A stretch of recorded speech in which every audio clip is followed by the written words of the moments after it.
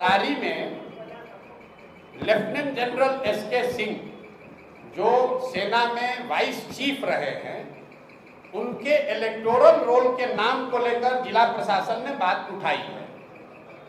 उनका ये कहना है कि इलेक्शन के कमीशन के रूल में ऐसा है कि आप बिहार के हैं, लेकिन अगर बिहार के किसी विधानसभा क्षेत्र में आप मतदाता के तौर पर रजिस्टर नहीं हैं तो आप चुनाव नहीं लड़ सकते। ये वहाँ के अधिकारियों ने बताया। उन्होंने इलेक्शन कमीशन को भी लिखा है, लेकिन मैंने जो बात आपको शुरुआती बताई, देखिए कितना प्रो इनकम्बेंट है। जो लड़का करण तिवारी का देश का वाइस चीफ बना आर्मी का, जो सेना को लीड किया सियाचिन में, जो सेना को लीड किया ऑपरेशन पराक्रम में, उस आदमी को वो अपना इलेक्ट्रिसिटी बिल है, उसका जमीन है, घर है तरारी में, लेकिन एक रूल बनाकर कह रहे हैं कि नहीं, इनको चुनाव नहीं लड़ने दिया जाएगा क्योंकि तरारी के इनका वोटर लिस्ट में इनका नाम नहीं है। वोटर लिस्ट में नाम जुड़वाने के लिए फॉर्म 8 भरा गया है। ये सब प्रावधान है, आप इलेक्शन अधिकारी से पूछ लीजिएगा कि आप 8A फॉर्म 8A भर के अपना नाम जुड़वा सकते हैं। नोएडा से जहां उनका नाम इलेक्टोरल रोल में है, वहां के डीएम ने नोटिफाइड करके जारी किया है कि यहाँ पर इलेक्टोरल रोल में ये है।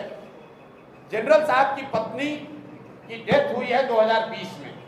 उस समय तक वो बिहार के वोटर लिस्ट में थे, लेकिन पत्नी के डेथ होने के बाद वो नोएडा में रहते थे तो उनका इलेक्टोरल रोल में नाम शिफ्ट हो गया, क्योंकि 24 में उनको वोट देना होगा।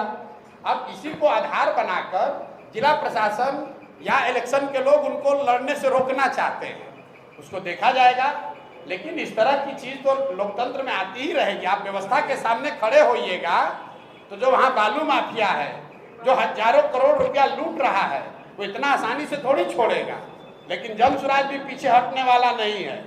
जनरल साहब वहाँ खड़े हैं, प्रशांत किशोर यहाँ नहीं लड़ रहे हैं, लेकिन प्रशांत किशोर का कोई भाई, कोई सिपाही लड़ेगा और यहाँ पर राजनीतिक जमींदारी जिन लोगों का है उनका बोरिया बिस्तर समेटेंगे। उसी तरीके से तरारी से देश का इतना बड़ा जनरल बिहार का लड़का वहां से भूमि और बालू माफियाओं को उखाड़ कर फेंकेंगे ही फेंकेंगे।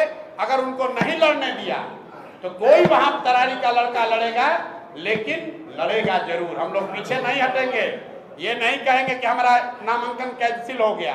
हम लोग लगे हुए हैं। कल या परसों तक निर्णय इलेक्शन कमीशन दिल्ली को देना है कि उनको लड़ने की अनुमति दी जाएगी कि नहीं।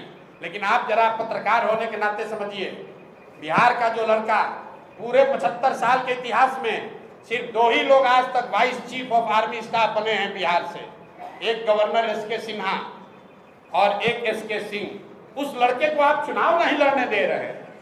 ये फर्जी का नियम लगाकर कि आप कहते हैं ये इसका इलेक्टोरल रोल में यहाँ नाम नहीं है, 8A भरा गया है, कह रहे नहीं उसके दिन पास हो गया है।